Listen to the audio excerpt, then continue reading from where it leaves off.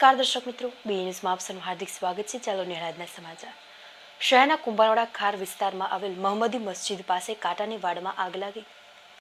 પ્રાપ્ત થતી માહિતી મુજબ ભાવનગર શહેરના કુંભારવાડા વિસ્તારમાં આવેલ મહંમદી મસ્જિદ ખાર વિસ્તારમાં રહેતા લોકોને ઘરની પાછળની સાઈડ બનાવેલી કાંટાની વાડમાં આગ લાગી.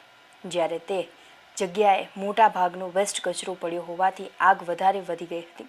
જ્યારે આગ લાગેલ સ્થળ ઉપર ઇમરજન્સી ફાયર બ્રિગેડની ગાડી પણ પહોંચી ન શકે તેવી સ્થિતિ સર્જાઈ હતી, જેથી ત્યાંના સ્થાનિક લોકો દ્વારા પાણીની મોટર તેમજ ડોલ વડે પાણીનો છંટકાવ કરીને આગ ઉપર કાબૂ મેળવવાનો પ્રયાસ હાથ ધર્યો હતો. જ્યારે ઇમરજન્સી વાહન ન પહોંચી શકતા લોકોને ભારે મુશ્કેલી પડી હતી.